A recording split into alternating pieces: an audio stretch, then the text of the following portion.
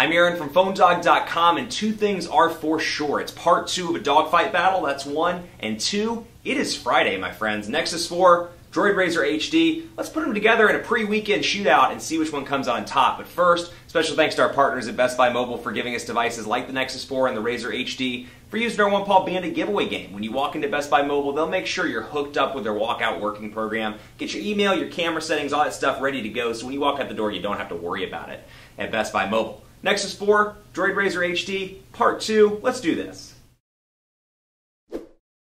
Part 2 kicks off, and we're still kind of talking about some of the customizations that make these devices a little bit different. One thing I like about the Motorola DROID RAZR HD are the quick settings. This is something Motorola implemented not too long ago in their more recent version of Motorola's applications platform, which we're seeing with the acquisition of Google is obviously going down and down and down, becoming more and more of a stock Android version as time goes on. But you can see quick settings, obviously very much a Motorola thing here. I do like it because you get quick access, much like you do on Android 4.2, by using your two fingers and bringing down quick access to settings, brightness, Wi-Fi off, T-Mobile, network ID stuff that is, battery, airplane mode. You get that over here to an extent as well. Phone ringtone turned off, Wi-Fi turned off, Bluetooth off, but GPS and mobile data's on. I can easily turn airplane mode on and off, and I can go to all my settings from there. So if you're looking for kind of a similar experience on the DROID RAZR HD as you are over on the Nexus 4, that could be your answer. Let's also take a look while we're in that customization kick about the people, because you can really see a ton of similarities here between people over here and then people on stock Android. Pictures are a little bit different, but again, stock version over here, and you'll find that overall the buttons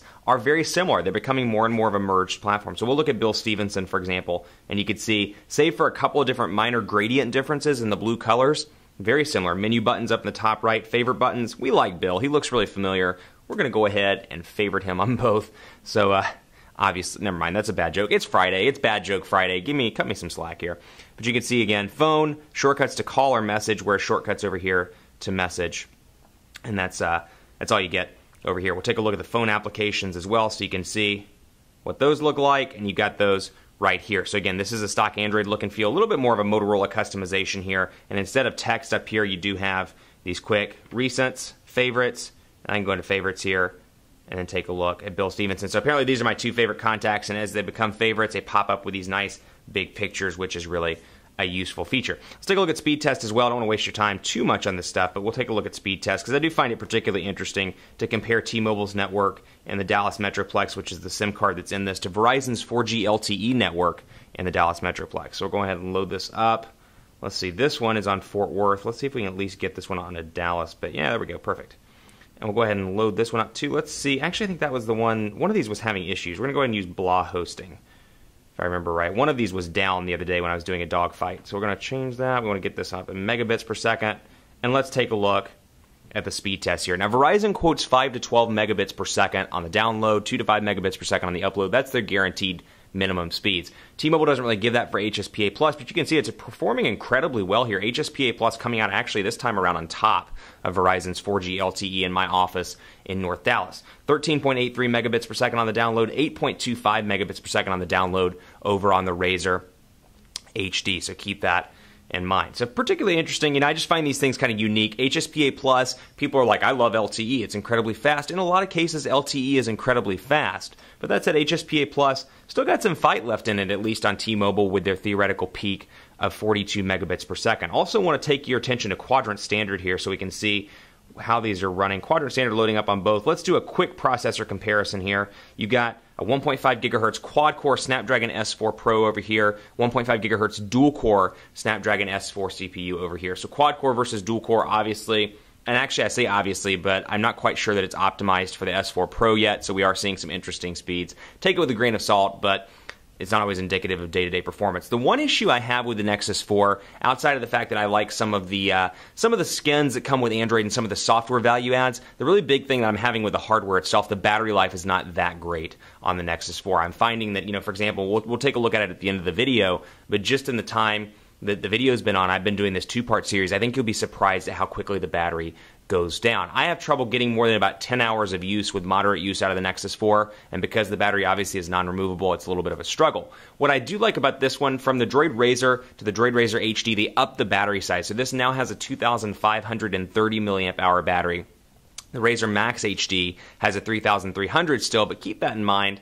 the battery life, if that's important to you, you'll find slightly better battery life over here. That said, this is a great device, so if it's worth it to you, just carry a charger around and just keep charging it on a relatively regular basis throughout the workday. 4,848, 5,190. Again, take it with a grain of salt. Quadrant standard is not by any means indicative of day-to-day performance. And I'm not quite sure it's optimized for the S4 Pro CPU. So something that's particularly interesting. I find that one a little bit odd, but keep it in mind as you're rolling through this dogfight. Let's take a look at cameras as well, because both of these have 8-megapixel cameras, but I'm really digging some of the features over here on the Nexus 4. Now, how useful this is, and you'll see here, for example, we can bring over and just focus in anywhere.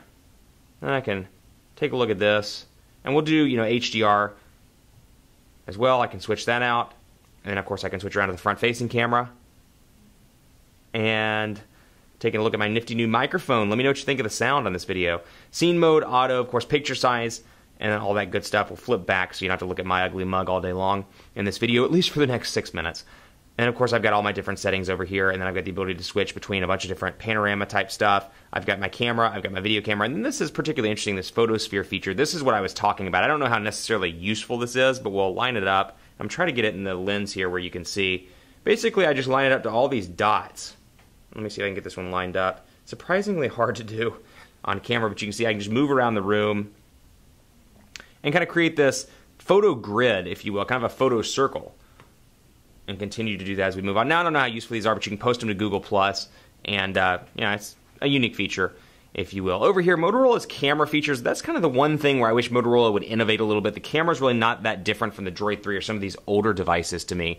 Very kind of ho-hum camera, not the specialty of this device. The specialty of this device is 4G LTE, a decent battery, and then a near stock experience. So if you're looking for kind of that Nexus 4 experience on Verizon, this is probably going to be your best bet. So 8-megapixel images if I want to. By default, widescreen is 6 megapixels. So I'll jump in here and do an 8-megapixel camera just to keep it, or an image just to keep it as close as possible. Let's get this zoomed in, or focused in rather.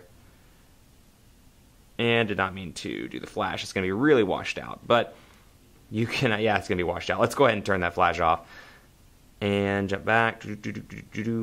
Off, flash off, and we'll just do a quick one. So you can see, it's a decent camera. I just find that the shutter speed's a little bit slow as opposed to over here. This is a surprisingly decent camera all around for what you get.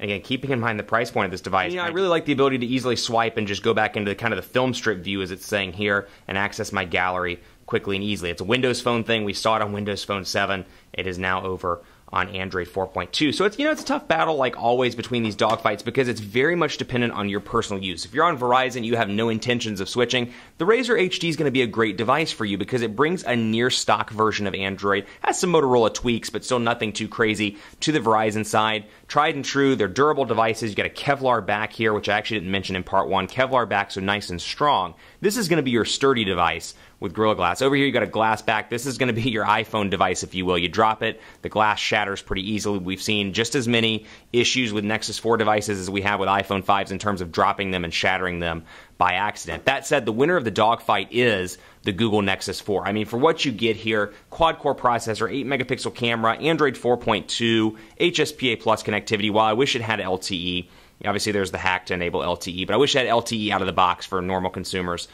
It's a great device all around, and for $300, I mean, you can't go wrong for this for $300. Full retail, no contract. Really a nice deal all around. That said, Android 4.2, the stock version, as I've said before, would love to see some of the stuff from the carrier and manufacturer-installed user interfaces brought over into stock Android. There are some great value adds. They could take a page from HTC, from Samsung, and from Motorola and make Android a whole lot better with some nice software benefits. Keep it locked on PhoneDog.com for continuing coverage. Hit me up on Twitter at PhoneDog_Aaron. Let me know what you think of both of these devices on Facebook, Facebook.com/HiAaronBaker, on Google+, G+.to/PhoneDog.